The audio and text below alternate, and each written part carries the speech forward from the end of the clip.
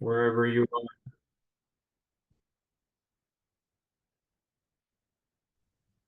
You know where I am here in Toronto, North York. The weather has been pretty nice. So if you get a chance after this session, go for a walk and enjoy this beautiful weather.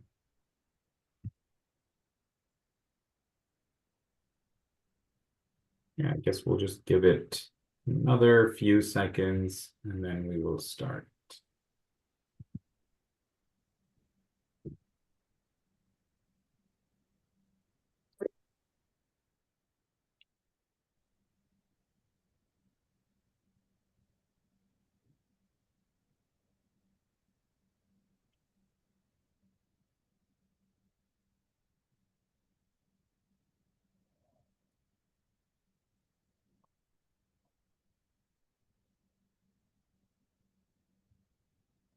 Okay, well, thank you again, everybody, for tuning in today. Welcome to the info session for public relations. And my name is Mashur Chaudhry. I'm the manager of recruitment and sales for the Chang School. Now, before we get started, I'd like to acknowledge the land on which Toronto Metropolitan University is built upon.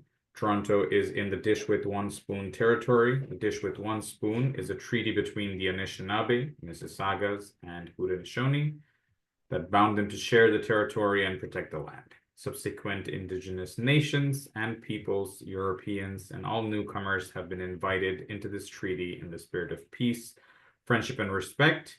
I want to pay my respects to the Indigenous peoples, elders, and ancestors who stewarded and cared for the nature and the people who lived on the land where TMU is located today. At the university, we've made a deep and long-lasting commitment to truth and reconciliation. I invite you to learn more about this work online. Now, I'd like to go over a few items so you know how to participate in today's session. Your microphone is muted throughout the event so as not to disturb other attendees or the presenters. For the hearing impaired, we have automated captioning available, which you can access by activating it in the toolbar at the bottom of your screen. You will have the opportunity to submit text questions to today's speakers by typing your questions into the question box of the control panel. And you can send in your questions anytime during the session. We will answer them towards the end of the presentation. Now I'd like to introduce our guest speakers for today. Andrea Tapkar, Academic Coordinator for the Certificate at the Chang School. Next, we have Samiha Friha, Senior Associate at Golan and also an instructor at the Chang School. And finally, Jennifer Pockman, who's Director of Social Media and at Fauhaber and instructor at the Chang School. So now I'd like to invite Andrea, our academic coordinator, to go over a brief overview of the certificate. Thanks. Thank you. Thank you, Mashur, and welcome everybody that is joining us today. So just a quick overview of some aspects of the course. It is online, it is delivered online, and it is principally asynchronous. There are a total of 9 courses, 7 core and 2 half electives, so effectively kind of 8 full courses in the program. The program can take, depending on how many courses you would take per semester, anywhere from 1 to 2 years if you sort of went semester by semester and took at least one or 2 courses at a time. And the total cost, if you factor in the various courses, would be between $7,600 and $7,700. Next slide. So for those of you that are probably new to public relations and to have a greater understanding of what is it that we do, the principal role of a public relations practitioner, although I hesitate to say principal role because there are so many roles, is to manage the communication function of an organization. So any communication with any possible stakeholder, either internally to an organization or externally, that can include clients and customers, but it can also include community members, advocacy groups, government government ministers and government groups. So all kinds of different stakeholders can be involved in the public relations process. And some of the things that are taking up public relations practitioners' time right now, things that we are all thinking about, principally, the role of reputation and relationships that an organization has with its respective stakeholder groups. That's a really big part of any public relations practitioner's job. So staying on top of trends and issues, understanding what might be impacting an organization. There's lots of things happening today in the world that would impact an organization, and maintaining the reputation of that organization through communication is vital. Things that matter to a PR practitioner today, we all know that we are no longer simply consumers of media or consumers of information. We are also producers. We all, every one of us has the capacity to contribute to the conversation, whether that's on LinkedIn or Facebook or Instagram or TikTok. There are many, many places that we hear various voices. And so that is another challenge that public relations practitioners manage. The fact that there are lots of voices, lots of sometimes chaos, sometimes, good discussion and good discourse that you need to be on top of. You need to be listening and hearing what is being said about your organization, about the issues that matter to you, and then respond accordingly. There's also the element of content shock. And for those of you that haven't heard that term, content shock just means we have more information at our fingertips today than ever in the history of the world. So really, a big part of the job of a PR practitioner is to stay on top of what information is relevant, what information comes from credible sources, make a point of only distributing authentic, verified, and accurate information, making sure that you are purveyors of good content. That is crucial in public relations today, because as we all know, there's so much information out there that many people, unfortunately, don't take the time to vet, don't go through what we call the crack test to make sure that you're dealing with information that is reputable and accurate and authentic. That's how rumors get started. There are a lot of conspiracy theories. And as we know from what we call the Edelman Trust Barometer, Edelman is one of the major PR agencies in the world. They do what is called the Trust Barometer every year for the last 22 years. And this year, the Trust Barometer is basically saying a lot of people don't trust anything. They don't trust the media. They don't trust institutions like the government. They don't trust business.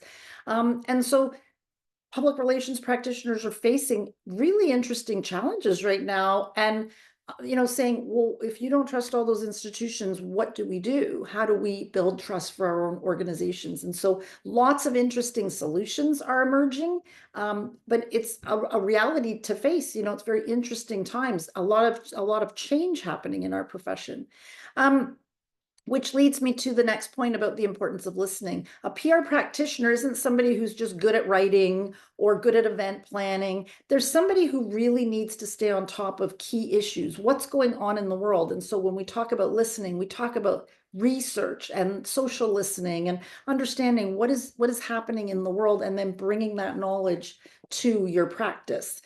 So it's a very dynamic profession. It's ever changing. I think every practitioner would say that no 2 days are ever the same.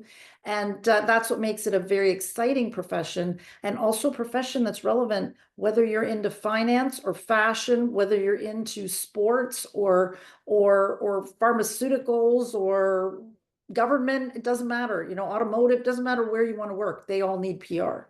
Another thing that is, a trend that's happening right now that we've seen certainly for the last 8-9 years is the proliferation of fake news, disintermediation, which means the fact that a lot of the middle people who used to vet information for us and make sure we were dealing with clean information, good information, those roles are gone. Think about the fact checkers on Facebook and Instagram, gone. So what that does is it puts every person on here into a position where you've got to kind of vet your information on your own. And that's a lot of work. And so again, it's pressure on PR people to make sure that we create our own content that is beyond reproach, that is accurate and authentic. So, another big challenge that we've already spoken a little bit about. I mentioned the Edelman Trust Barometer, and that sort of illustrates this gap in trust that exists, where a lot of the major institutions that we used to lean on forever, people just are doubting the information, whether that's based in fact, whether that's even reasonable or realistic. It really does mean that if you decide to go into a communication role like public relations, that your job is super important. Like, I think public relations, the role of a PR practitioner has actually increased in its value over the last decade. I think people have really recognized across industries how important it is to have people who are looking at the issues, protecting reputation, ensuring that content is accurate. It puts PR really in a position of respect in industry. And then on top of all of those interesting challenges that we're faced with, along comes a little technology called generative AI. And now we've got a tool that can both help and potentially hinder some of the work that we do. For a lot of PR practitioners, it's become a very valuable aid to help create content. A lot of practitioners are content creators in various capacities. AI is a big help for that. But then there are also ethical issues around AI and its truthfulness and accuracy. And we're still grappling with that. So it's an industry that's full of change, full of challenges, and keeps you on your toes. It's very, very interesting. And I don't think there's been a more confusing and at the same time rewarding time to be in the profession. Okay, next slide. So possible career paths. What could you do with, let's say, a certificate in PR? Where can that get you? It's just so vast, so many possible opportunities. What you see on the screen before you right now is just a sampling of areas that you could be involved in.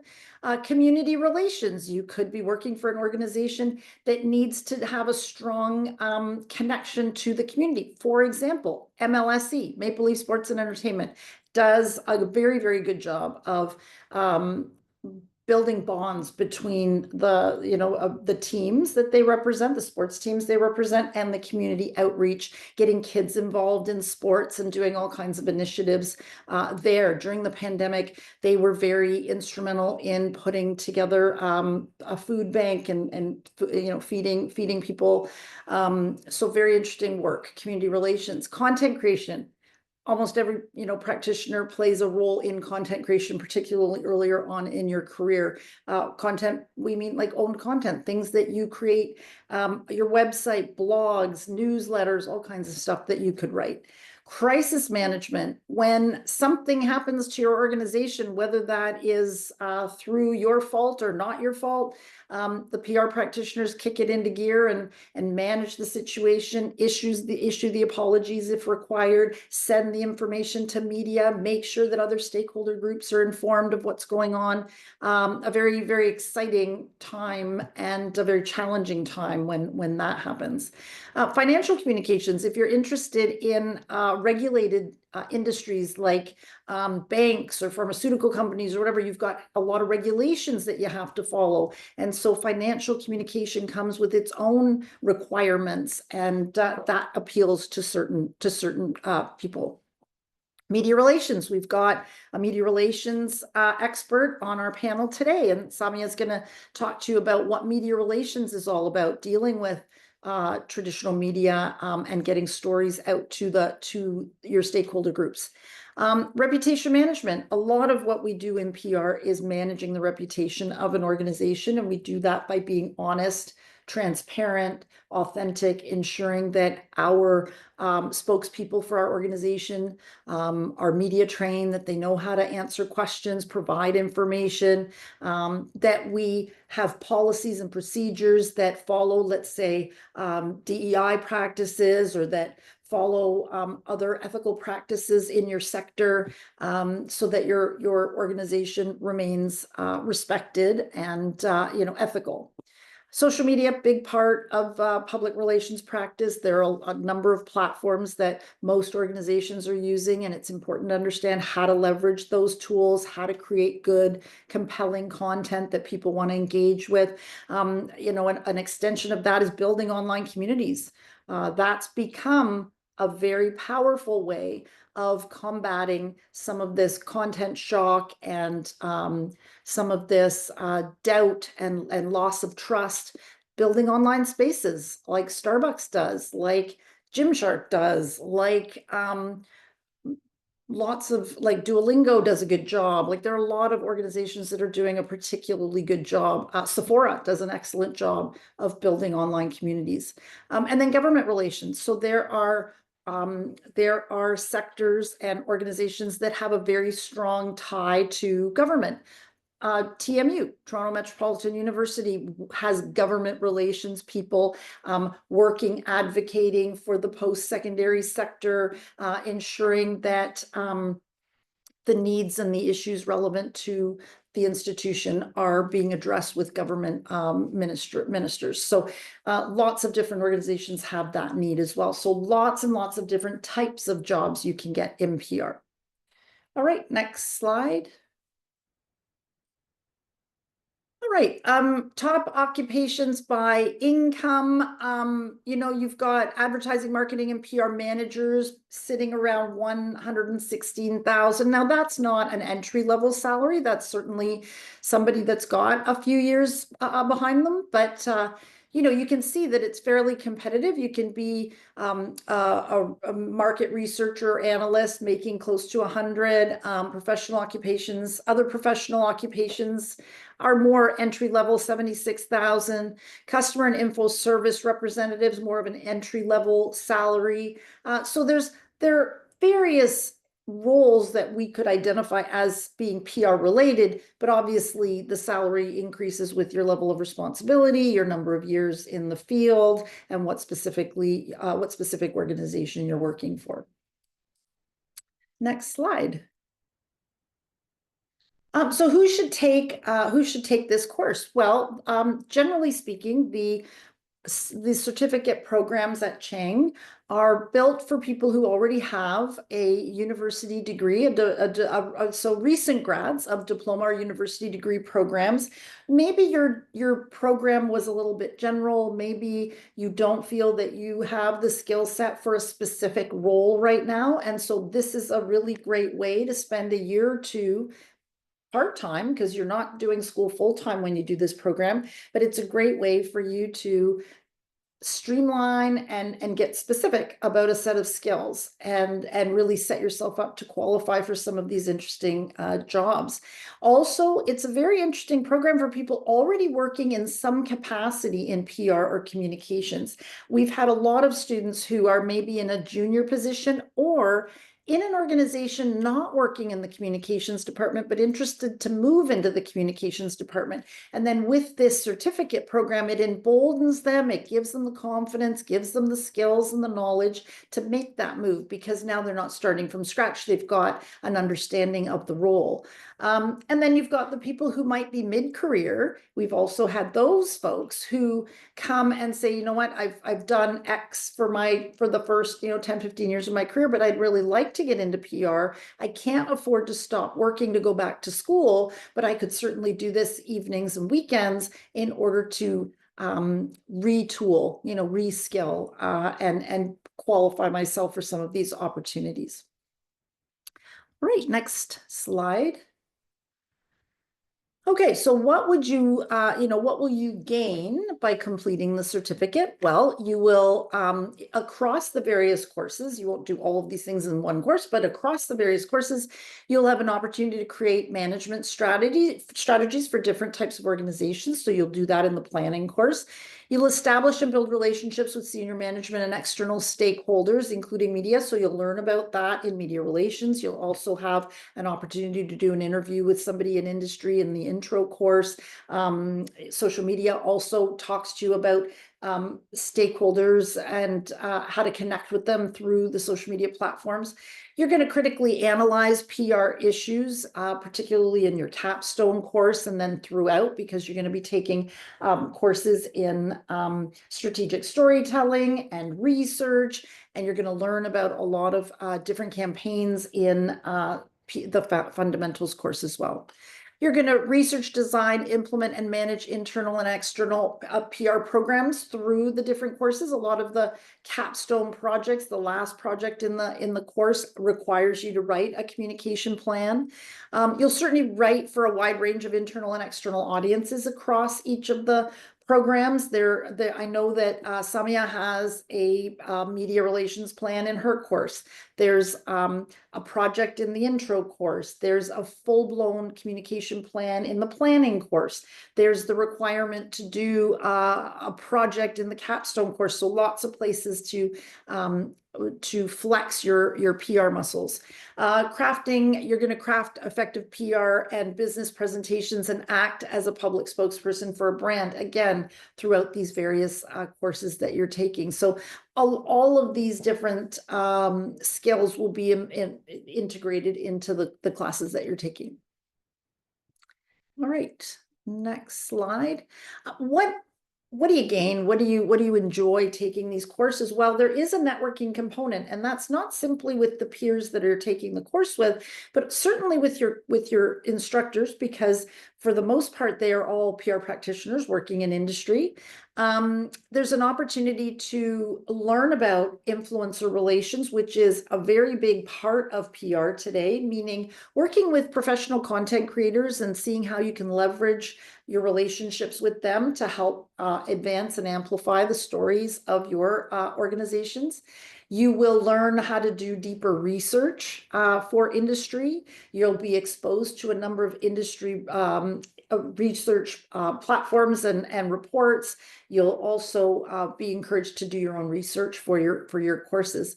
You will develop a media kit in one of your courses. You'll learn about the elements of good media writing.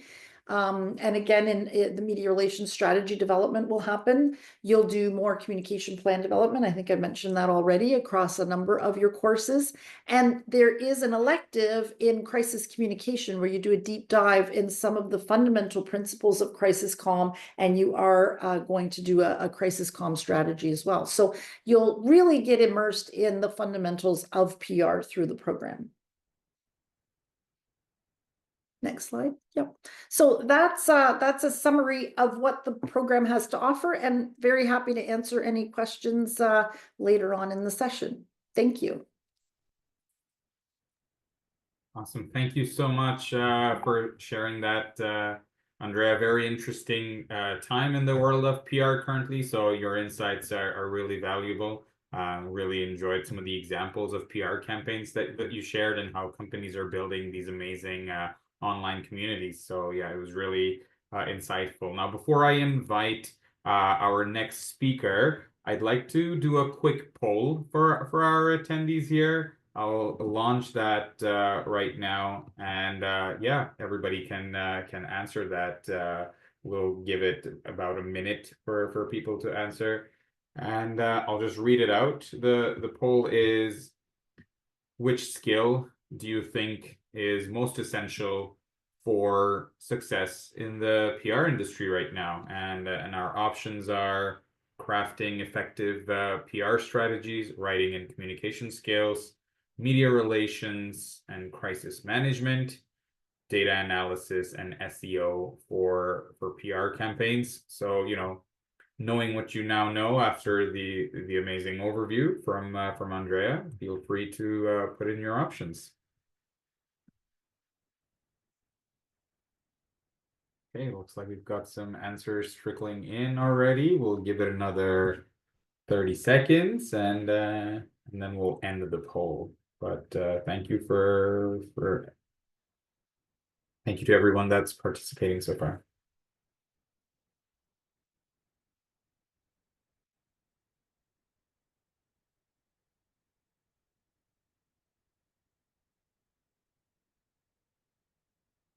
Okay, looks like we've got 61% of our people entering their answers, 8 out of 13. And the top ones so far are crafting effective PR strategies and media relations and crisis management. Now I'm happy to let you all know that all of these skills are actually covered in our public relations certificate. So if you are willing to enroll, you'll probably be able to learn a little bit about all of these skills. All right, we'll end the poll and I'll share the results. And now I'll invite Senior Associate at Golan and instructor at the Chang School, Samiha Fariha, to give us a little bit of her experience and perspective. Welcome, Samiha. Okay, everyone. So I guess a little bit about myself. I'm an instructor for the media relations course in the public relations certificate program at TMU. And I also work as a senior associate at Golan, which is a global public relations agency. And prior to that, I worked for, both a boutique and another global PR agency, providing communications counsel to a wide variety of clients, from retail, travel, forestry, sports, a wide variety of clients. So, and for these clients, I did do a lot of media relations. So this included working with executives. So these are, VPs, CEOs, and pitching them to business media outlets to talk about, timely topics like what's happening in the market, or talking about the growth within their companies, as well as announcing corporate initiatives, so wide variety of campaigns. So I do know a lot about media relations. I also worked a lot with influencers as well as in paid media, just sponsored content. So yeah, that's a little bit about me. Anything else you want me to go deeper into? Oh, that's great. Thank you so much for sharing that. We were really happy to have you as one of our guest speakers. Now I'd like to introduce our second guest speaker, Director of Social Media at Fauhaber, Jennifer Pockman, who's also one of our instructors here at the Chang School. And Jennifer will share a little bit about her experience in the industry and some trends in the sector right now. Welcome, Jennifer. Thank you so much. So, I recently joined the Chang School as an instructor for the social media and PR program. A bit about my background. So I actually started my career as an entrepreneur, launching an event marketing business for concerts and music festivals that had over 50,000 people at them. And did some social media kind of just as it was starting to launch. And then I really loved it. So I pivoted to PR and social as my full choice for my career, which was a good choice because events took a bit of a dive. So it was a smart choice. But I've had 15 years of experience as an award-winning digital marketing, PR, and social media strategist. My experience has been both in agency and in corporate. I've worked across many different verticals: finance, retail, nonprofit, loyalty programs, travel and tourism, as well as food and beverage. And I'm now starting to work with some beauty clients, which is really exciting. My most recent roles were leading social content marketing and brand for the biggest retailer in Canada, at Loblaws, aka President's Choice Financial, which is where I led the social and content marketing and brand. And then I also led social influencer and PR at one of the world's biggest software companies, Intuit, for their tax software, TurboTax, on a North American PR and social digital team. By the way, don't forget to file your taxes.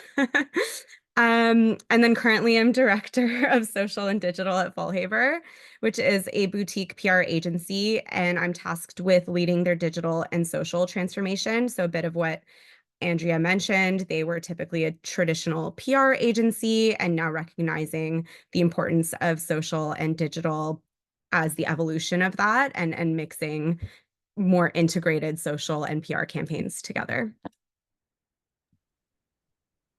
Wow, amazing. Thank you so much for sharing that, and also great reminder about taxes. I know I need to file them, so I'll get on that.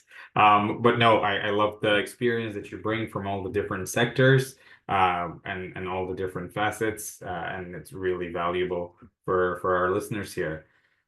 So at this time, I just want to thank all of our speakers. That ends the presentation portion of our session today, and we'll now open the floor to everyone for Q&A. I'll urge you all to enter your questions by typing them into the question box of the control panel.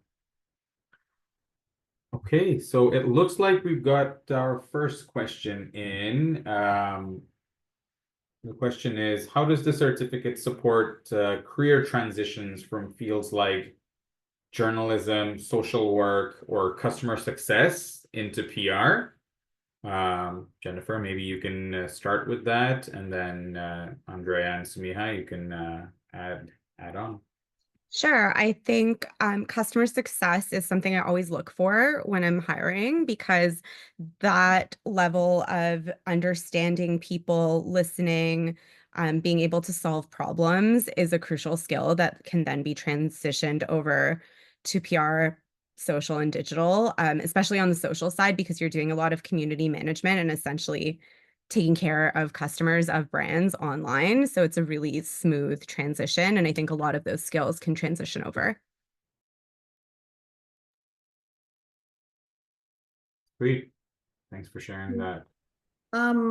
In terms of journalism, journalists have traditionally been the most sort of the most natural transition into PR. You know, anybody with a journalism background, the ability to investigate, research, and most importantly, write content. We have found historically, I mean, since the beginning of PR, that journalists have been the best trained, you know, for the profession.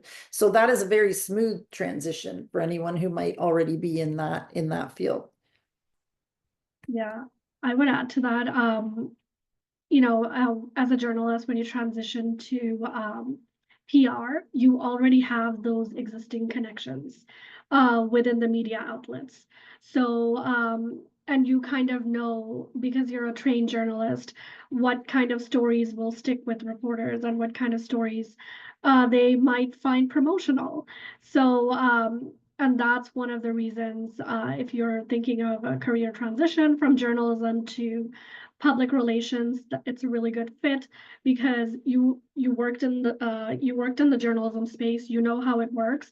So when you work as a PR professional, you kind of know the tactics, the strategy, how the press releases, media material should be written, so that you know, it gets those interests from the reporters that you're looking to get coverage from. So it's actually a really good fit. Awesome. Thank you so much for sharing that, all three of you. Next question is, what is the recommended course load for full-time professionals that are completing the certificate?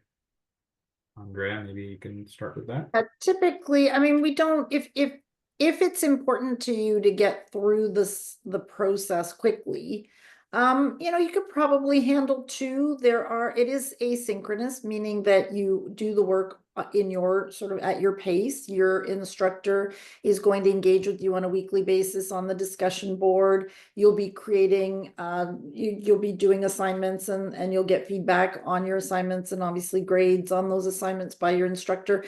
In some courses, and I think many of of us here on this panel have also had synchronous classes that are not mandatory because it is principally an asynchronous program, but we do have some synchronous sessions where you can join and meet your classmates and meet your instructor, and kind of like office hours where you can ask questions and you know, maybe get some deeper knowledge. So really at that pace, probably 2 courses a semester. We don't really encourage many more than that because there is an expectation of reading content, engaging with videos, completing discussion board posts, completing assignments on a regular basis. So the load could be a bit much if it was more than a couple of courses at a time, if you're working full time.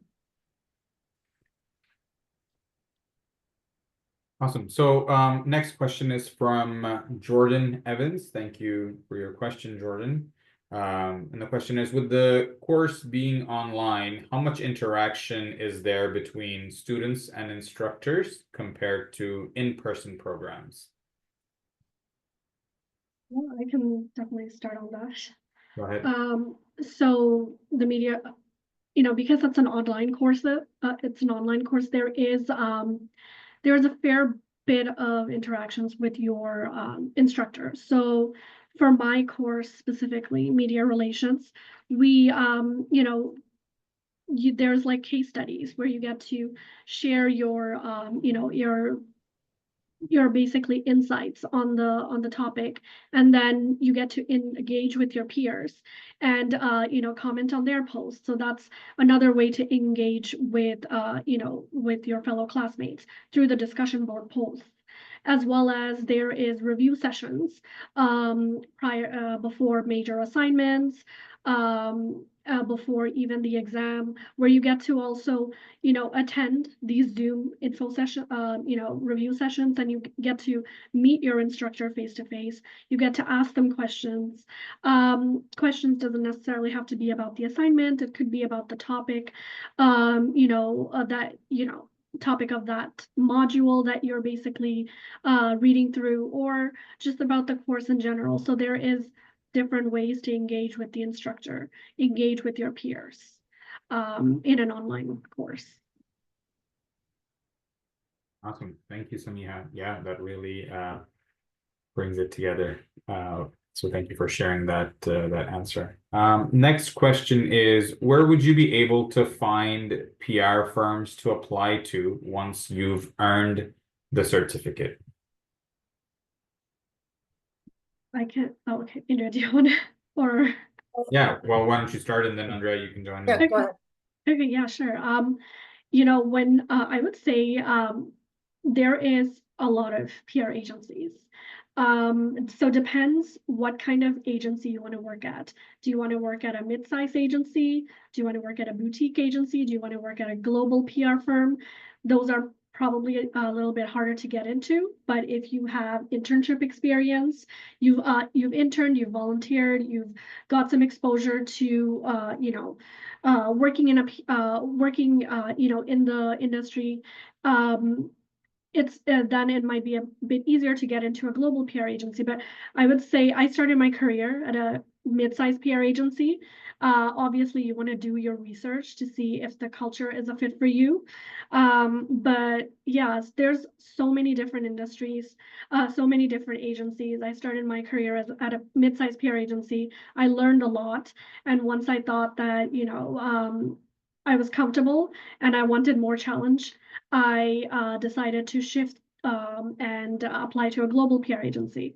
So you could make that shift in your career that way, but I would say from the get-go, maybe do a lot of research, see what agencies, what brands the agencies are working with, and would you possibly want to work for this specific agency working on this specific brand?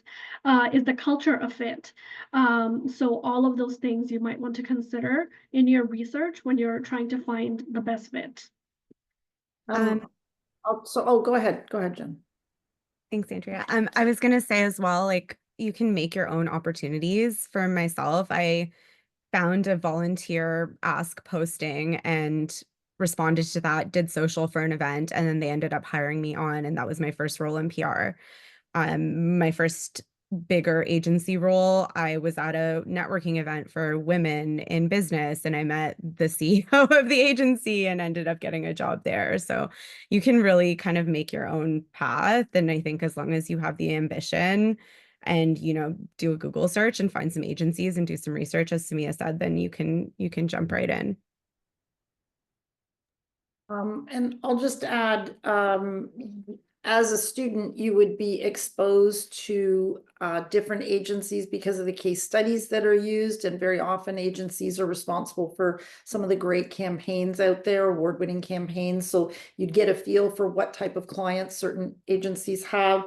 You would also have an opportunity to hear. I know that in a number of our courses, we've interviewed people in industry, so you'd have an opportunity to listen to those recordings, podcasts, and interviews of various representatives from different agencies. So again, you'd be exposed to those. And then as the academic coordinator, I do get emails from various agencies looking for or offering internship opportunities or job postings, and then those get circulated as well. So that's another, once you're in the network that is Chang at TMU, you get tapped into some of these opportunities as well. Great. No, thank you, all three of you for sharing that. So eyes peeled, ears in the ground, and definitely should be able to find some agencies. They're everywhere. So thank you for sharing that. Next question is there an overlap between the public relations and is there an overlap between public relations and investor relations? And what are the top 3 skills to be successful in public relations? The second part, I think our poll shared that pretty well, some of the skills that are needed to be successful in the public relations. But yeah, if you guys want to share a difference between or an overlap between public relations and investor relations. Well, investor relations is let's call it a subset of PR. Public relations is sort of the general term. Investor relations is specifically dealing in a financial environment. So it is a specialty. Just like you could practice general medicine or you could go into pediatrics or cardiology. So investor relations is like a specialty of PR. It's a much more regulated area. So you need to be, generally speaking, anyone I know that has moved from a PR program into an investor relations role has completed, I think it's not the CMA, but it's the Chartered CRA, CMA. Can you guys help me out? What is it that they Chartered have? professional accountant. Not accountant. They don't have to be accountants. They have to complete the, oh man. Oh, the securities, the Canadian Sorry, securities. that's what it is. Canadian Yes, Securities. yes. Yeah. The Canadian Securities Program, it's highly recommended if you're interested in getting ahead in investor relations, getting the securities, because then you understand the language, the jargon, you understand the procedures required, you understand the regulatory framework that you're working within. But as far as communication goes, you're just dealing with different types of stakeholders. You're dealing with the shareholders of the company. You're dealing with analysts, you're dealing with business media, it's just a different set of stakeholders, and their requirements might be different, but the approach is similar. So Yeah. does anyone want to add? Yeah, so in my current role, I do work with a lot of clients operating in a regulated environment, mining companies, real estate.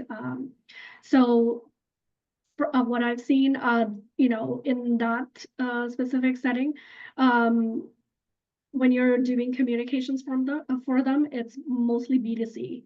So like Andrea mentioned, you're basically pitching business media. You're pitching, CEOs and VPs of these companies to talk about growth, what's happening in the market, how it's directly impacting them. So it's very tactical, and you need to have those very good relationship with these media outlets, because the priority is securing coverage, in business media outlets, securing bylines in top tier publications around, what's happening in the market, depending on what the strategy is. But yeah, and you have to be a very good writer. You have to, you have to be a people person, because as a PR professional, one of your main role is to build relationships with the media so that you can keep in touch, pitch them other stories, and leverage those relationships, in the long run to get coverage for the various different clients that you work with. So yeah, it's very different. I can add into that as well a little bit. So coming from PC Financial, which is a very regulated industry, there's a lot of legal and compliance that you have to navigate and learn about. So even doing, social media content for the bank, like there's certain things that you can and can't say in ways that you say them. So working closely with legal teams is very important from an investor relations and compliance standpoint in regulated industries. Beautiful. No, thank you for sharing that from all three of you. Next question is from Makina Graham. Is there any in-person networking opportunities, or is it only virtual? I can definitely answer that, because we do have a networking event that's coming up for public relations professionals. It's called Building Connections as a Public Relation Professional, and it is in person. It's on April 3rd, Thursday, from 5:30 to 7:30, and it's at TMU, 7th floor at 297 Victoria Street. I will put all the details of that event into the chat here, so that if anyone wants, they can RSVP. And then I know we are at time. We just have one last question here. How does the PR certification differ from the PR minor that's offered at TMU?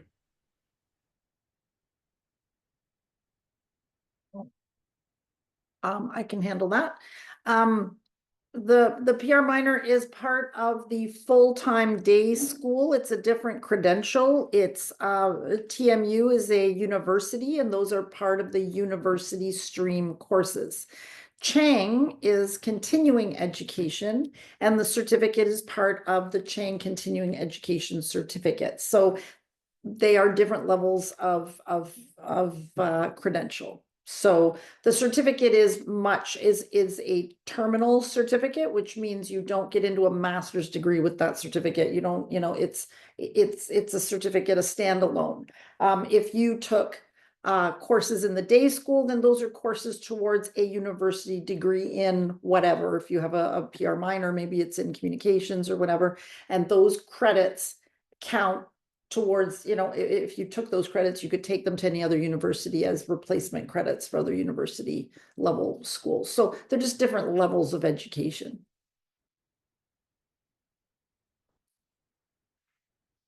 Awesome. Thank you for sharing that distinction, Andrea. Okay, well, at this time, we don't have any more open questions. And I'd like to provide my closing remarks. So thank you so much to all of our guest speakers, Andrea, Samiha, and Jennifer. And thank you to all of our attendees for taking the time out of your day to attend today's info session. If you're interested in more information about our PR certificate, please visit our website at continuing.torontomu.ca. And if you have any other questions, you can also reach out to me directly at mash.chaudhry@torontomu.ca. The recording of this session and a survey will be sent to you within 24 to 48 hours. And on behalf of the Chang School and all of our presenters and guest speakers, thank you for joining us today, and have a great rest of the day. Thank you. Bye, everyone.